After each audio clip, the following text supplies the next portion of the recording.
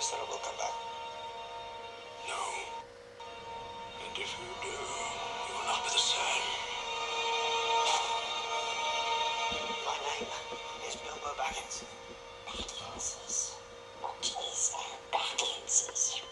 Precious.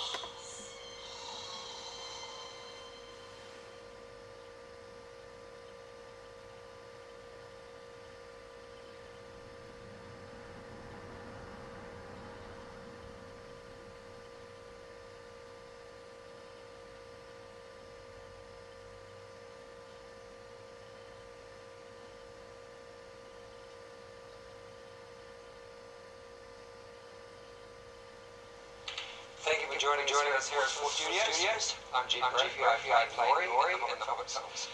This morning you get to see behind the scenes and how we make these movies and when we make them. And later on, you get to ask Peter Jackson some questions live. And speaking of which, it's Peter Jackson himself. Morning, Peter. Gee, how are you? Very, very good. Nice to see you. Great, thank you. And here are all our folk tuning in. Thank you very much for making the time in your day or your night. Speaking of which, for most of you in the Americas or Europe, it's Sunday, March the 24th. But not only is this live, there's actually a time travel element to this, because if you look at today's paper down here in New Zealand, it's the 25th of March, it's Monday. It's 8 o'clock in the morning on Monday, so you're actually going ahead in time. Not just live, and I tell you what, look out your windows 7 o'clock Monday morning, it's amazing. Spoiler alert, but it's incredible. And there's actually 4 of you English fans, English cricket fans. Because England and New Zealand are playing a very intense game of cricket at the moment, and just for the fans in England, we thought you might like to look at the back of the paper here, today's paper. Never mind, let's move on. What are we going to look at today? Well, we're going to end up in the culling room. Most of this is going to take place in the culling room, but before we get there, I just wanted to give everyone a tour around our building. For those of you that have watched the blogs, Stone Street Studios, where the filming is done, is about 100 yards down the road, and so this is our kind of our post-production place. It's where we find ourselves for months and months after the film's finished. And this is the motion capture stage, performance capture stage. And Christian is in the middle of doing a bit of motion capture for the second Hobbit movie. Yeah, we're doing it with we're Azog and the Orcs. Spoiler alert. Let's just stick to the look. This is Azog. You see Azog there? He's one of our chief orcs. He's actually friendly when he's in a motion capture. Just a bit more friendly than he is in the movie. About 7 or 8 years old. Fantastic. Good movie. Oh, what have we got here? Well, this is poster collection 6 sheets, which is a size of poster they don't make anymore on 3 sheets. And I've spent a few years trying to collect every James Bond 6 sheet and 3 sheet. So this is like the James Bond Walk of Fame. Wow. That's good. Which is your favourite? Well, that was the first Bond movie I saw, Live and Let Die. But, you know, the posters in the old days were just fantastic. Yeah. They used to actually paint movie posters, which never happens anymore, unfortunately. That's a great poster, isn't it? Yeah, it is. You can move twice. The detail in it. It's amazing. You just walk down this corridor and it makes you feel good. Yeah. Yeah. And you've got room for the ones coming up. We got room for more of them, yep. Now we're heading into the pre-vis department. That stands for pre-visualization. Which is like storyboards, except we don't really do storyboards anymore. We do these like animated some sequences, which we work on for quite a few months before we then give them to Weta Digital to do the final shots. And we have quite a lot of people working in this department, big team. Yep. Hey guys. Hey. Again. Yeah. So we've got a little bit of spider work happening over there. Christian's here. Yep. So Christian's been working on designs for Schmaug, the dragon. Oh yeah, let's have a look. Oh, just a little quick peek. These are all French. You're not going to put this on the internet, are you? Let's just have a quick look. I think he's coming along well, Christian. Yeah, I kind of Yeah. we came up with this ourselves. That's fantastic. No, you're doing so good. It's original. It's great. Okay. Keep up the good work. Yeah, I don't find it very scary. I didn't really think that I should smell it. Let's keep going. Hey guys. Hey, so what have we got? This is another Schmaug, is it? Some motion studies, yeah. Some ideas. Yeah. What do you think? Well, it looks a little like a T-Rex with wings. So I mean, close? Well, not close. No, don't think you're close. But I think the wings should be bigger anyway. If a T-Rex is ever going to take off, it would need much bigger wings than that. We've got a wee way to go. Shall we carry on? So these are some of the artwork from the previs. When you're doing previs, you've got to actually build a model of the set, and so you can, accurately portray the scenes. This is a set that we built for. It's the Rivendell Library that we never used in the movies. At the end of the day, it was a sequence that we never shot. We cut out of the script before it ever got shot, but we did do some early pre-design. So we are officially entering the editing department now, and the first room is the room with all our brave edit team. The editing of this movie wouldn't happen if it wasn't for all these people at the height of their professional powers. They call this room the bunker, don't they? The bunker. The bunker. Yeah. How's it going, guys? All right? Whoa. Whoa. Let's don't put... The elves are always watching. Always. So let's head down the corridor and then we'll make ourselves comfortable. All right. That's my favourite. Goldfinger. Everything he touches turns to excitement. It's like my career. Right, through here, Jet.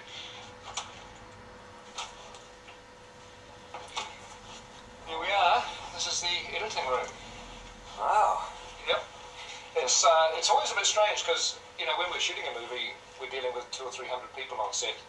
And while there's a lot of other people working on the film in post-production, Weta Digital and the sound, once I'm done with shooting the film, it's suddenly just me and Jabez. This is Jabez Olsen. There you go. Good to see you. It's just me and Jabez in this room alone. So never- it's a bit of a culture shock, to suddenly... Big TV? Big TV, yeah. How big is that? I think that's about 103 inches. Wow. Yeah, no, it's good. And there is a reason why the TV is so big. It's not just a kind of an indulgence, because it's weird. In the old days, we used to edit movies on a little screen, like a steam deck, on a flatbed.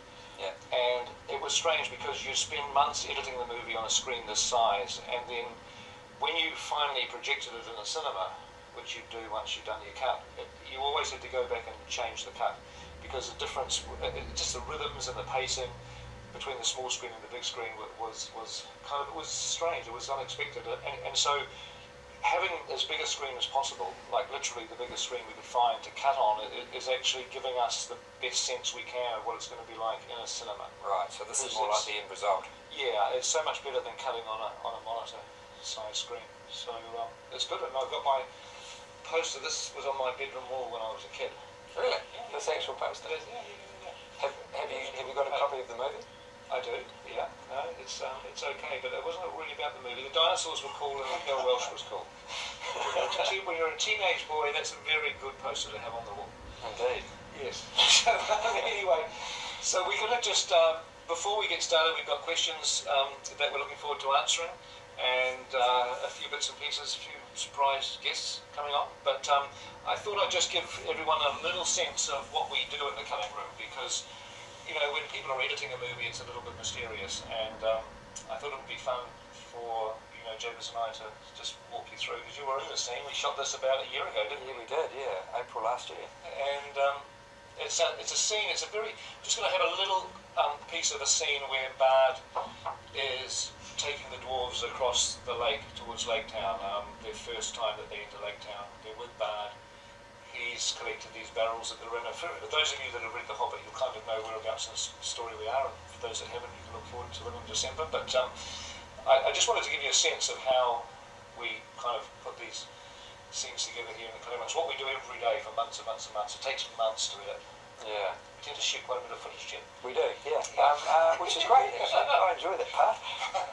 So, as a director, when we're shooting, I've got to figure out what camera angles to shoot. And so, generally, you shoot a master or wide shot and we can have a look at an example of a master of a wide for this particular scene. And then and sometimes I don't really have a plan until I shoot the master, and then I walk around and decide on what coverage. It's called coverage, which is basically the close-up shots, the tighter shots that we would do once we've done the wide. And so this is our wide shot of the scene. The boat's travelling along, it's moving. It's static when we shot it, of course, because it was easier to do it that way, but in the movie it will look like it's travelling across the lake, hence all the green screen around it. So these are unfinished shots. Yeah. But this will just give you a sense of the process that Jabez and I kind of go through. You should never have left Bag End. That was my first mistake. You know, we have a saying in the Shire, we learn it from birth, you never venture east. So tell me, Master Hobbit, why did you venture... I should never have left Bag End. That was my first mistake. You know, we have a saying in the Shire, we learn it from birth, you never venture east. So tell me, Master Hobbit, why did you venture... So that was a couple of takes, and how, I mean, we've got more than that. We've got more than that. And the interesting thing about Martin in particular, since this is a line of Martin's, is that I always love the way that he does a completely different performance each time. Yeah. I mean, It always takes you by surprise quite a lot. Yeah, you get the idea that, you know, he's experimenting with how he can push and shove and work the lines around, and just, you know, it's always interesting. It's very interesting to watch. So this is another angle. So now what I've done is I've come in for what you'd probably call a mid-shot. I mean, this is a particularly good shot because Jed is... I'm right there on the I mean, it's a corner. good shot. It's one of the better shots, Jed, isn't it, really? It is. But we probably won't use it this time. But let's have a look at it. You may not see it in the movie, so let's look at it with Jed in the room here. Okay, so this is the same line again from a mid-shot size. So let's take one. I should have left Bag End. That was my first mistake. You know, we have an old saying in the Shire. We learn it from birth, never venture east. So tell me, Master Hobbit, why... I should never have left Bag End. That was my first mistake. You know, we have a saying in the Shire. We learn it from birth, never venture east. And take three. Let's have a look at the third one. I should never have left Bag End. That was my first mistake. You know, we have a saying in the Shire. We learn it from birth, never venture east. So tell me, Master Hobbit, why...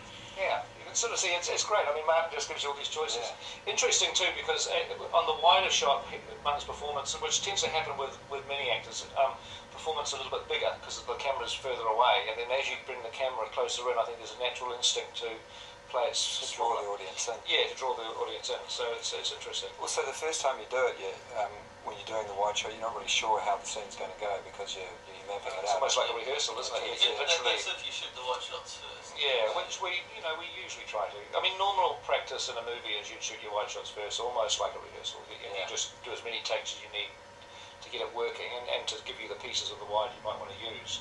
But generally, you know, you shoot wides and you use them sparingly, you know, to set the scene and to set the geography of where everybody is. But most of the time you want to come into these side shots. This is a third angle that we've got now, where we've now got the camera very low inside the boat. We're low because we're really featuring Aidan, who plays Kelly. He's the hot dwarf. He's the hot dwarf. Well, yeah, I mean, He's one of them. He's one of the hot. We've got two hot dwarfs in the shot. We do. Let's face it. So let's have a look at this angle here. So again, this is a different performance again. Everything you're seeing is a completely different performance each time. I should never have left Bag End. That was my first mistake. We have an old saying in the Shire. We learn it from birth. Never venture east. Okay, two. I should never have left Bag End. That was my first mistake. You know, we have an old saying in the Shire. We learn it from birth. Never venture east. So what's interesting with that is the camera wasn't following him up, and that was deliberate because I wanted to have Martin down below and let him pop out of the top of the shot because I thought that might be a potential cutting point, that he exits the top of that frame and then I could jump to a slightly wider shot. But then we did chase him up to get the tail end of the line, so I got the choice of using the tail end as a punch on this close-up too. So you sometimes when you're directing, you're making those kind of decisions as you go. So there's just another angle here, so let's have a look at some more takes. So this one has got Bilbo and the hot dwarf. Never have left Bag End. That was my first mistake. You know, in Shire, we have this old saying. We learn it since birth. I do most of it. Should never have left Bag End. That was my first mistake. You know, we have this old saying in the Shire. We learn it since birth. Never venture east. Yeah, so basically, that was different angles to cover Martin's line, and then we shot other angles on other characters receiving the line, so we can cut to reaction shots as we need to. I mean, this was a particularly long scene to shoot because it was, as I said, it was 3 or 4 pages long, and it took us a couple of days from memory to get through it all. But we'll just have a very quick look. We'll just show you how we ended up, cutting that little bit for the movie, just a few seconds long, and then we'll move on with some more of our live event. It's nothing. It's just a scratch. That's just a scratch. That isn't a wound. I don't know. Goblins, trolls, wargs. None of that was in the contract. Should never have left that again. That was my first mistake. So we have an old saying in the Shire. We learn it from birth. You never venture east. So tell me, Master Hobbit, why did you venture east? So that was a first look at Luke Evans as Bard the Bowman. Now Luke has sent us a message. He wanted to say hi to everybody tuning into this live event. So shall we have a look at what Luke's got to say? Hello everyone, this is Luke Evans. I play Bard the Bowman. I unfortunately won't be able to be at the live event. I'm gutted I can't be there. It seems like it's going to be a very fun day. Pete's going to give you lots of little tidbits about the second movie. But I thought I'd just like to join in and say hello and say how excited I am about the second movie and seeing what Pete's actually done so far, what he's done with my character, with Bard. I'm looking forward to seeing how Bard the Bowman is shaping up for the second film. It's been quite a while since I've played him now.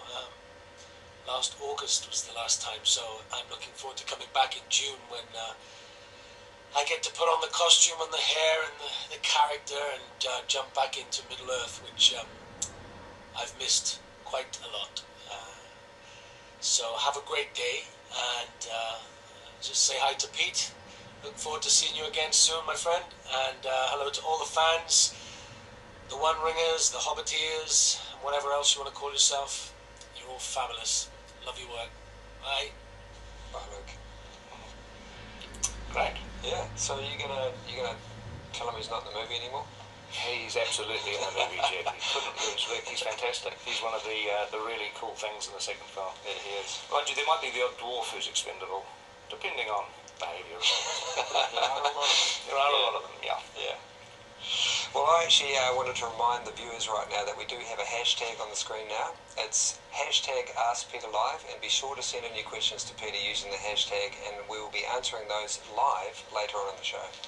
If I was going to send a question in, I just say if I was going to send a question in over Twitter, I'd be saying, it'd be a question for Jed, and I'd be saying, why the silly hairstyle? Because, I mean, at least in the movie, we get to cover it with a wig. That's But, I right. mean, Yeah, this is all done by Weta. This whole lot. Yes, well. Okay, great. So we've got some video questions, I think, is what we're going to be looking at. Some of you very kindly sent in some questions over YouTube, and we've selected a few, and we pre-recorded our answers because we wanted to actually edit in some clips, and it was the easiest way for us to do that, so you get to see some little glimpses of the desolation of Schmaug. So let's have a look at your questions. Thank you. So I have your questions here on the iPad, and we'll have a look at them. Hey Peter, Chris here. Hope all is well. I've heard it often said by you and the writers that the most difficult chapter in the Lord of the Rings trilogy to craft as a story was the Two Towers, and that totally makes sense. Being the middle chapter, it has no definitive beginning, and it certainly doesn't have a conclusive ending. And I was just curious if last year, when you guys went from 2 films for The Hobbit to 3 films, if there was at least 1 or 2 moments of kind of kicking yourself and going, gosh, we just kind of resurrected a bunch of old problems, giving ourselves, again, that middle chapter. So I guess my question to you is, how has the process now been going from 2 to 3 and finding the emotional arc for this middle chapter, the desolation of Smaug? Thanks. Yeah, well, you're right. I mean, it is complicated to do a middle film. But the advantage is that we have multiple storylines. The first of the Hobbit movies is a fairly linear film. Gandalf leads the dwarves across Middle-earth at the beginning of this adventure. The great thing about the second movie, as it was with the Two Towers actually, is that the story starts splitting into multiple storylines, and we can follow different characters as the story intensifies and the stakes go up. It has been a long time since Thorin Oakenshield travelled so far east. For what purpose? When Tolkien wrote The Hobbit in 1937, he created the character of Thranduil, who in our movie is played by Lee Pace. And some 10 or 15 years later, as he was writing The Lord of the Rings, he wanted an elvish character to be part of the Fellowship, and so he created Legolas. So when we visit the Woodland Realm in The Hobbit, it just seemed like a great opportunity for us to actually have Legolas there. He is Thranduil's son, and it just seemed natural, and it also gives us an ability to expand the storyline of the Wood Elves, which is something that we were very interested in doing. We also go into the world of men as well, to Lake Town, and we meeting the Master, played by Stephen Fry. Now he's here.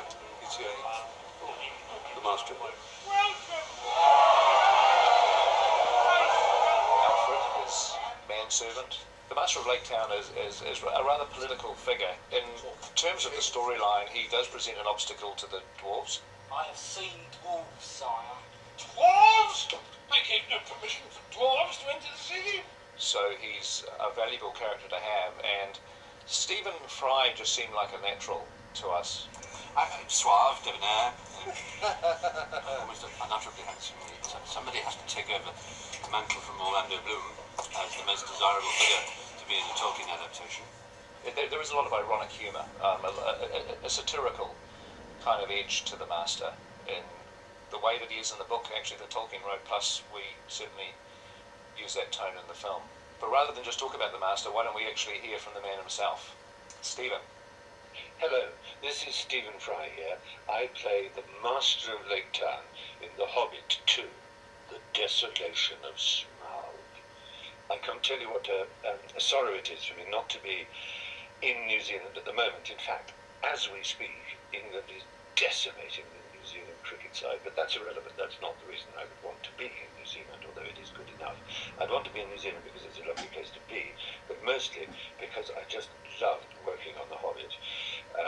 My part is in The Hobbit 2, and possibly in The Hobbit 3. I don't know. Part of the glory... Well, I'm sure that Stephen won't mind if we just answer another question very quickly. It's a magnificent book. Hello, Peter. We are readers from Beijing, China. We want to ask you some questions. I really like the raw Legolas and its player Orlando Bloom. What's the reason you chose him to play this role? Does he have some similarities with this role? Orlando doesn't really have similarities to Legolas. He's much more relaxed and laid back, and is a really funny guy. Imagine if I just draw the sword and somebody stabbed you in the back. That's another movie altogether. Whereas Legolas tends to be a little uptight, shall we say. There was more that you could tell us. There was nothing more you could tell me. So no, I mean, Orlando brings Legolas to life brilliantly as an actor, but the character's very different to Orlando in person. In fact, why don't we say hi to Orlando? To all my dear friends and, quite honestly, what feels like extended family at this point down in New Zealand, Peter, all the fans who are down there, I heard there's a live event. I'm really sorry I can't be there. Nobody understands these worlds or this character quite like Peter, so I have a question for Peter. Out of your crazy, wild, creative imagination, what moment are you most looking forward to seeing appear on the screen? You don't have to say Legolas. We all know it's going to be. Anything you're in, Orlando, anything you're in is obviously brilliant. I mean, it's so good we don't even need to talk about it here. People can just see for themselves in December. But in terms of other scenes that other people are in, I would say the confrontation between Smaug and Bilbo. Yeah, Smaug's just woken up basically. And he knows someone's there, so I'm about to put the ring on. The ring of invisibility and trying to stay the ring. But his head's full of hair, so it's like backing away. It is probably the highlight of this particular movie for me. It's such an iconic Tolkien scene. Wolves will take some catching. But so do burglars. We'll just pop back to London to see if Stephen has anything more to add. Eye levels of orange spots and all that. More or less, my filming is traditional acting in real sense of astonishing quality. I'm shall we say, a greedy character, a corrupt character. It's perhaps the only moment in The Hobbit where Tolkien gets in a bit of politics, a bit of satire on local government. I can't tell you what kind of end I come to, because I don't actually know. That's the mystery. I'm going back to help complete the film, and we all hope you get as much pleasure out of it as we have derived from making it. Hello Peter, my name is Marina. I want to ask, will be there new characters and who they are? Hobbit is a great movie and I love it. Thanks for watching me, and I hope you will answer to my questions.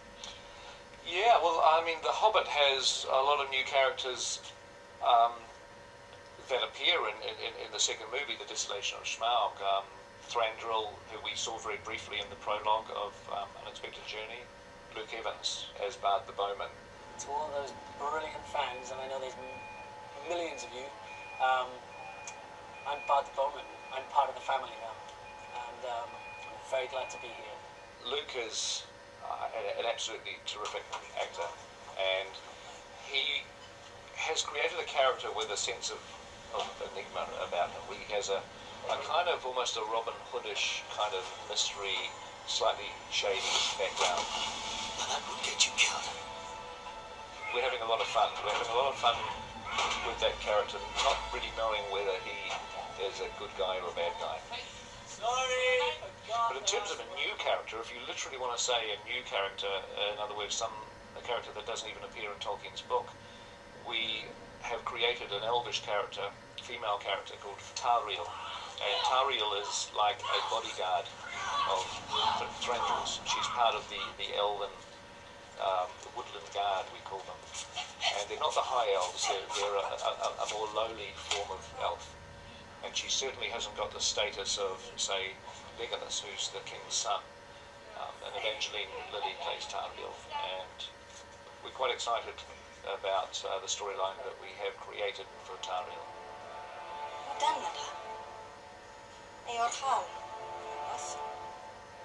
As you can see, she's not an elf guard to be messed with. You like killing things, Orc. You like death? Then let me give it to you. Tauriel.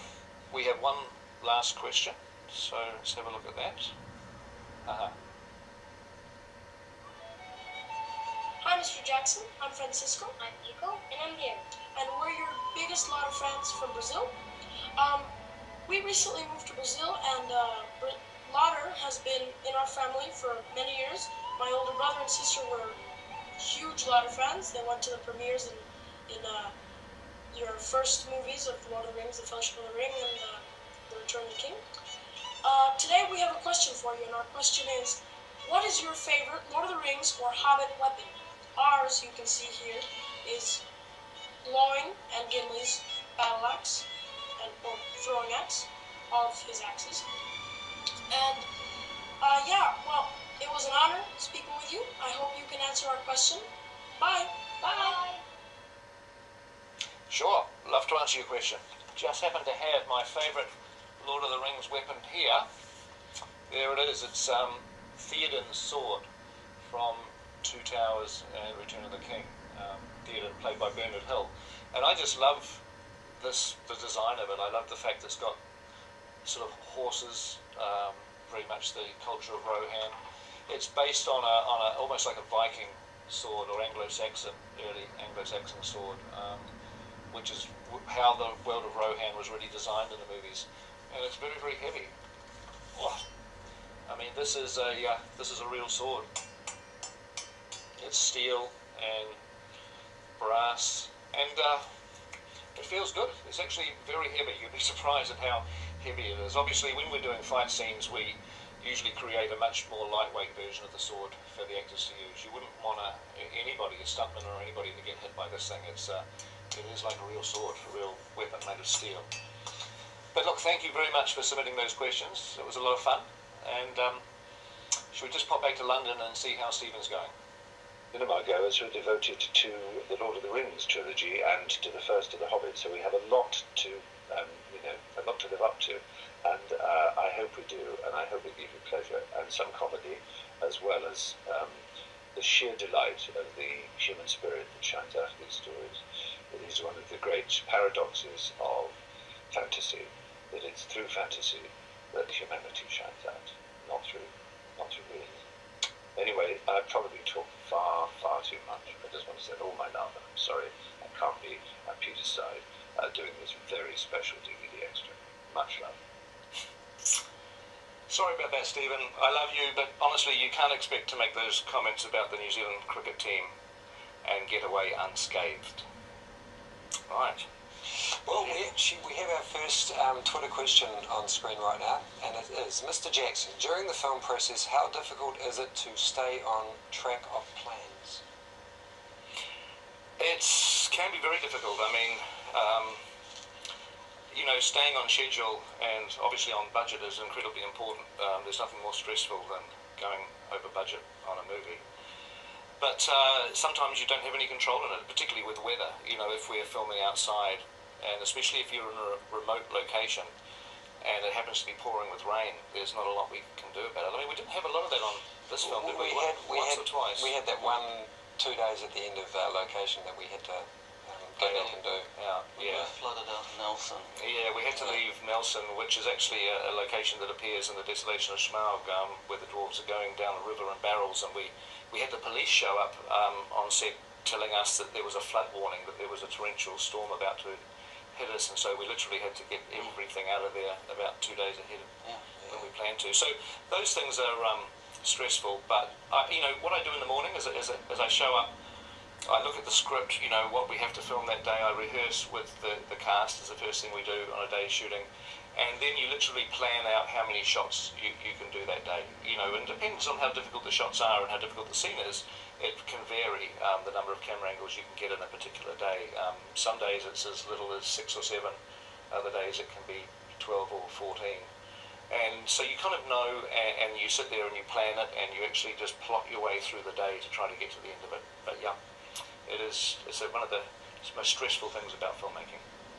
We actually have another video question for Peter. So should we have a look and see who it is? Peter Jackson, Stephen Colbert, got a question for you about the elves of Mirkwood, or as it used to be called, Greenwood the Great. Now, here's Mirkwood up here. I want to know whether you're making a differentiation between Thranduil and Legolas, who are Sindar, and the elves who live in Mirkwood, their subjects, who are Avari or Nandor, or a mixture of Avari, Nandor, and Sindar. But they're lesser elves than Thranduil and Legolas in the Tolkien mythos. Are you showing that differentiation, that these elves are members of the Avari who did not heed the call around the shores of Lake Cuivennen when Arome came and called them to Valinor? Are you taking that into consideration? Thank you. Yes, the answer to your question, Stephen, is yes. But I actually have a question for you, Stephen Colbert. Now, you were very kind to invite me onto your show last year, and anyone that appears on the show, Jabez, just handing me your mug. Anyone that appears on the Colbert Report show gets a free mug. It's as nice, but it is quite small. And when I was sitting at the table being interviewed, there was a much bigger mug sitting there. And, I like to have a big cup of tea several times a day, and so I just happened to walk out with the largest size mug. I don't quite know how it happened, but this is the one that was on the table. This is the one that your guests drink out of on air. Now, let's just have a look at the difference between these two mugs, if we could. I'll come closer to the camera. There we go. Now, can you see the difference? That basically the one that you give away for free has got dishwasher-proof ink on it. The white ink stays. The one that your guests drink out of look, I mean, it's all just worn away. This used to say the Colbert Report, and now it doesn't. We've had this through the dishwasher maybe once or twice, and it just washed away. So my question for you, Stephen, is that the mug that the guests drink out of, do you ever clean it? Do you ever worry about spreading germs? Yeah, when Peter steals something, he likes it to be of a certain quality. Well, I didn't steal it, Davis. I mean, I just happened to find it in my hand when I walked out of the building onto the street. I didn't know how that happened. But it is, I mean, apart from that, it does taste quite nice, the tea. Right, even if it happens to be second-hand, perhaps. Yeah, yeah. Well, actually, we do actually have a second Twitter question up. Do you always edit barefoot, Peter? It's actually a very good question, and the answer is yes, I do. I see things written about me where they talk about me not wearing shoes on set, which I actually never do. If you look at any footage of me on set, I have to wear shoes because of health and safety. Don't want a light to be dropped on my toe or something like that. But in the relative comfort of the cutting room, I can put my feet up on the table and sit back, and it's fantastic. Yeah, I wish I could do that. We actually have another special, another guest who would like to say hello, so why don't we roll it and see who we've got. Hi, Lee Pace here. For those of you who don't know, I play Thranduil, King of the Woodland Elves in The Hobbit, The Desolation of Smaug. I heard that Peter was giving a sneak peek of the new film, and I figured I would log on and check it out. I liked getting a brief glimpse of my character in the prologue of The Hobbit, An Unexpected Journey, and the ancient animosity between the elves of the Woodland Realm and the dwarves of Erebor. And I think it's going to be really intriguing to revisit that, but this time it will be in my halls and on my terms. And I don't think they're going to like it. Elves are tricky, aren't they? They are, they're very tricky, and dwarves don't trust them at all. And I don't blame you. No. But we do have another question, and this is actually one for me. Jed, what torture would you like to put Peter Jackson through that was inflicted upon the actors? Rotisserie? Barrel? Or maybe a combination of all of these things. It's going to be interesting. So, I'm not actually sure that I'd want to do any of those things, because I'd quite like to work with you in the future. But yeah, probably the one that I'd like to put Peter through is maybe putting him on the rotisserie over the top of the fire. That did look incredibly uncomfortable. It was very uncomfortable. It did look, and I mean, there was one funny story about that actually that I remember, that we that we had all these dwarves on. If you remember the first Hobbit movie, all the dwarves are on the spit being cooked by the trolls, and they literally we literally strapped everybody into this harness. And we rotated you guys around, and we had to, like anything in a movie, you're up there for hours, being rotated around and around and around, and then it seemed to go okay. Mark Hedlow looked very, very pale. Even through his prosthetic rubber makeup, you could see how pale he was. And what was funny is that when Javis and I were editing the scene a few months afterwards, and we were watching every take we did, and we just heard very faintly on the soundtrack, which I never heard on the day, but on the soundtrack we heard Mark Hedlow saying in a very, very sick, weak voice, that he plays Dory, saying, "Could we stop this? I think I'm going to be sick." Yeah, we just followed immediately. But what's funny is that we didn't even hear it on the day, and we just kept rotating him around. It's why I remember Mark says, could we just stop for a couple of minutes, please? And then Peter says very loudly, "Okay, and roll them." And away they go. We were stacked on top of each other. We had a harness, and on the back of it had these kind of metal plates which were hooked onto it, and we had to go up in a certain order. So those of us that went up first were up there for a much longer time than Mark Hedlow. Rather you than me. I was in quite a comfortable chair at the time. Yeah, no, it was fun. It was fun. Actually, we actually have another special guest, another surprise guest video. So I think we should probably have a look at that and see who it is. Hello, I'm Billy Boyd. I played Peregrine Took, or Pippin, in the Lord of the Rings trilogy. And I hear tonight Peter's doing a question and answers. So I'd like an answer to a question. And that question is, in the Fellowship, we went as far as the Misty Mountains in Middle-earth, but I hear in The Hobbit you go further east. Will we be seeing any new wild lands in the next Hobbit film? That's my question. It's a very good question, Billy. Very good. I think the most scary of the lands that we're going to, in the new environments we're going to, is actually Mirkwood. We saw that very, very briefly in the Unexpected Journey, but in the Desolation of Smaug, the company of dwarves get right into the darkness, the heart of darkness, as it were, in Mirkwood. Now, actually, Billy, if you remember in the Fellowship of the Ring, and you should remember, it was only 10 years ago, you guys went through the Misty Mountains, you went through the Mines of Moria, you came out, and then the Fellowship headed south straight away, down the valley to Lothlorien, and then you took the Ambuin River down to Amon Hen. So you actually managed very cleverly to bypass the borders of Mirkwood entirely, which was probably a good thing. I can show you a bit of artwork. I just pulled out a couple of pieces to give everyone a glimpse of what Mirkwood is going to look like in the movie. Now, if we can zoom in on that, are you able to get closer to it? So what we've designed, and actually Gus Hunter did this art, is that, you know, tiny dwarves in this great big looming creepy forest. I wanted to try to give it a sense of foreboding and grandeur. And it used to be Greenwood the Great, but it has become sick and diseased with this the fortress of Dolgaldor is like spreading evil through the forest. And this is another view. There's dwarves there, and there's a broken bridge, and they have to figure out a way to cross the stream in Mirkwood. So yeah, I think that's going to be an interesting environment. One of the scarier parts of the story. Yeah, the set itself was amazing to work on. It was pretty scary actually. It was a very, very spooky set to work on. It had a kind of a dark feel about it, even from a physical perspective. Yeah, it was great.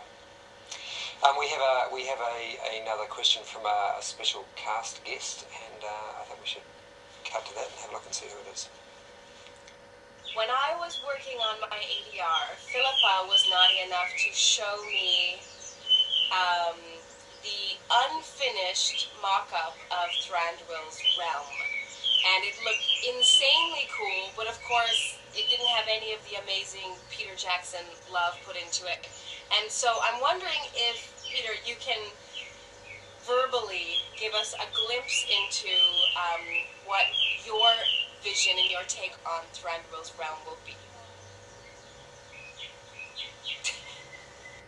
Eating with a bird. Yes. Let me show you Evangeline. I know it must be frustrating because Evangeline was in the Woodland realm, and yet we were pretty much surrounded by green screens. But I can give everyone a little look. So Tolkien describes the Woodland realm as being in a subterranean world, which is unusual for elves because, you know, usually dwarves live under the ground. Yeah.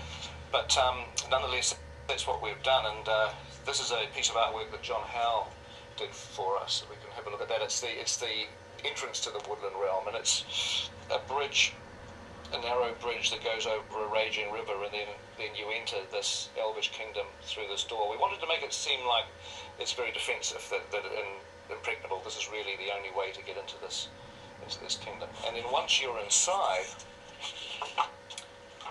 we tried to figure out a way to make a cavernous, underground world look elvish in the way that you expect a certain beauty and grandeur. And so there's light filtering in through cracks in the ceiling. There's roots of trees that they've fashioned into bridges, and this is the sort of the feeling we wanted to. Hey, I heard you were doing that Hobbit questions and answer thing, and I wanted to be a little bit cheeky and ask a couple of questions myself.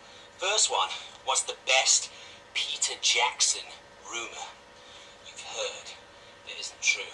And the second one, in comparison to J.R.R. Tolkien's work and your work, what's the thing that you're the happiest about in the transferring over from the literature to the film? Mine would be the casting. You never think about another Gimli, another Gandalf, another Frodo, another Merry, obviously. This is the view from my house.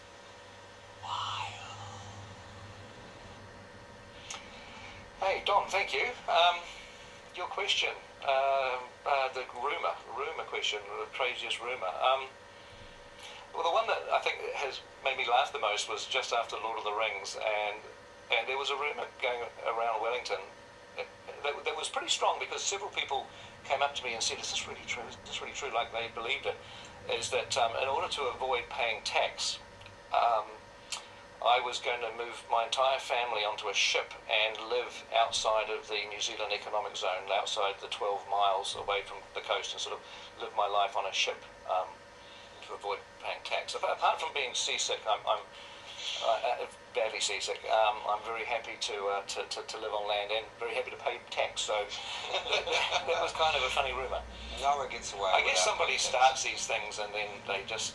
And in the case of these movies, the rumours tend to become fact, and you tend to see things reported in the newspaper that aren't remotely true. It's interesting.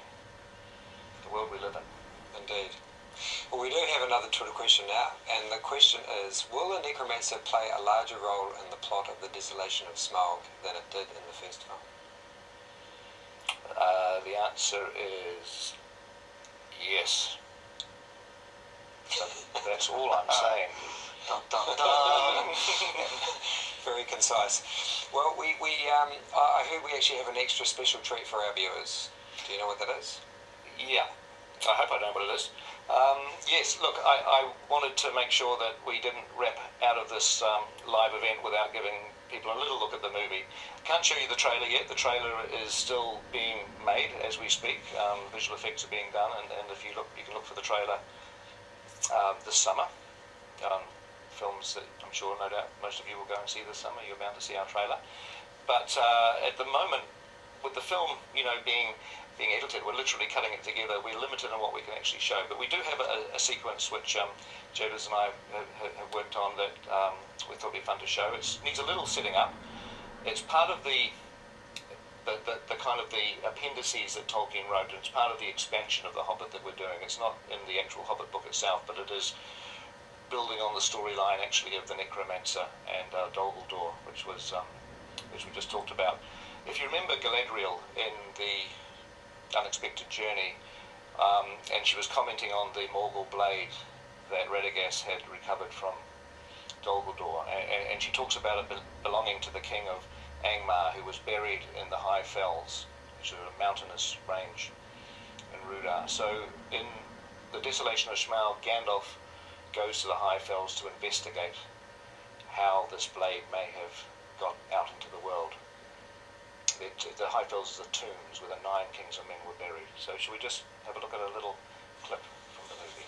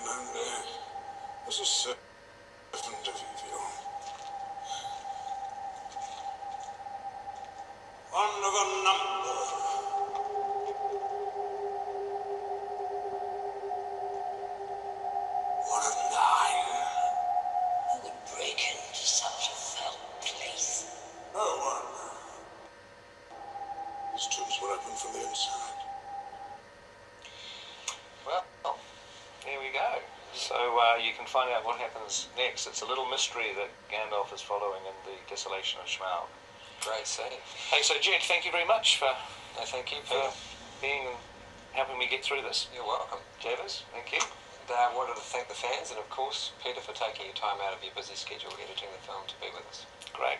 Now, this is really, in a way, the first time we've had a chance to say hi to everyone in 2013, and I'm sure that a lot of people who have been watching this have been following our blogs, and just to let you know that the blogs will continue this year. In fact, this is almost like the first blog, really. Quite a long one. It is. We should have turned it into a trilogy. Yeah, we could. But the blogs will continue, and we look forward to catching up with you during the year as we move towards our release in December. So thank you so much for taking the time to come here and sit wherever you are in the world, whatever time it is, and put up with us blathering along. And thank you for buying our DVD as well. Now it's time for breakfast. Great.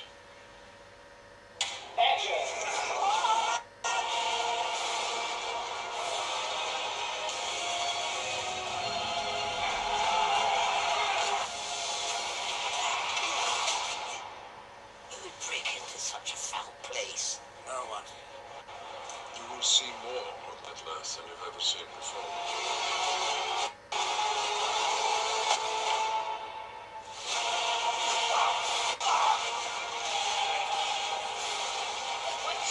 Not a sight that you see every day, is it, really? Yeah, guess who's who? The stakes are almost higher.